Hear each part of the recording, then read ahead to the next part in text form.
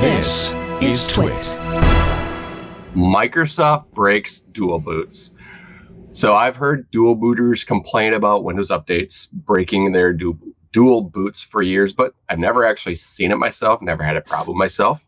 And to be fair, I still have not seen it myself, but Microsoft admits that a recent update indeed breaks some dual boots.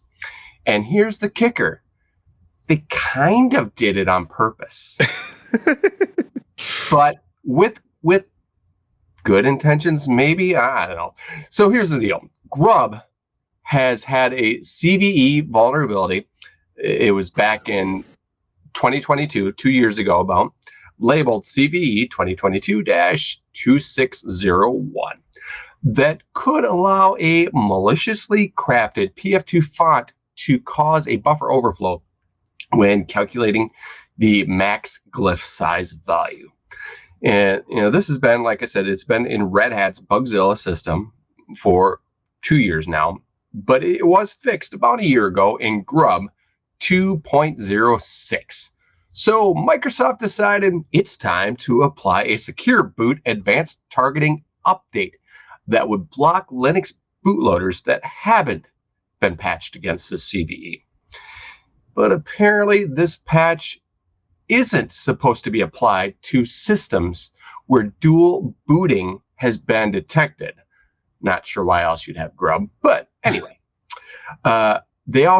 They acknowledged that the dual boot detection did not detect some customized methods of dual booting means, and then it applied the patch anyway. Bleeping Computer says this has reportedly affects systems running Ubuntu, Linux Mint, Zorin OS, Puppy Linux, and other distros. Microsoft provides a registry change that you can make to stop the patch from being applied. But if you already applied the patch, the only confirmed way to fix it is to disable Secure Boot, install the latest version of your distro, and then re-enable Secure Boot. Though I'm guessing you could probably boot into a rescue USB disk or whatever, go to command line, maybe install just the newer version of Grub. I don't know if that's what that installing newer version of your distro is doing in that step. So maybe you don't have to go all the way if you know how to follow those advanced steps. So this is your PSA. If you dual boot Windows, be careful out there and maybe hold off on updating Windows for a bit, or hold off booting into Windows for a while. Or wait, let me start this PSA over right. PSA, don't use Windows. Alternatively, making sure Grub is 2.06 or newer would probably help us as well. But you never know what Microsoft is going to break. It's what they do. This is a weird story. It's a vulnerability in Grub that Microsoft decided to do something to. It's so weird. Right. I gotta wonder, did they find this in the wild where some malicious rootware is installing Grub to be able to root Windows? It's odd. It's really odd to me. Yeah. Just format that Windows partition. I guess. Man. Yeah, it is odd. If you have valuable data there, you can leave it there. Just don't boot into it.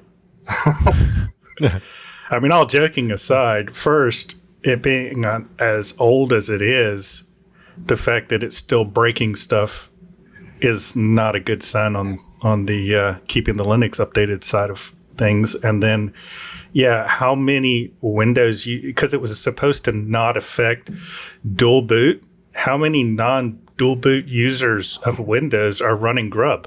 Exactly. Well, that's why I wonder, is this a part of someone's malicious workflow that they've discovered, that once an attacker has owned a Windows machine, once they've taken it over, do they then go and install Grub to be able to use this? I could see that happening in some attack chain, right?